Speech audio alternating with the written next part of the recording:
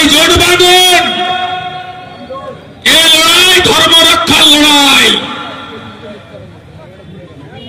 মুসলমান ছাড়া গোটা গ্রাম একজোট বাঁধন,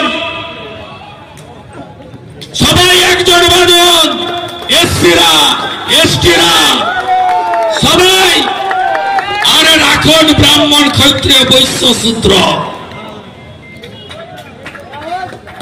আগে জোট বাঁধন, কেউ থাকবেন না। যোগীজি কি বলেছিল হরিয়ানাতে ভোটে গিয়ে? বাটেঙ্গে তো। महाराष्ट्र गए मोदी जी की बोल लो, एक रहेगा तो एक नहीं रहेगा तो क्या होगा?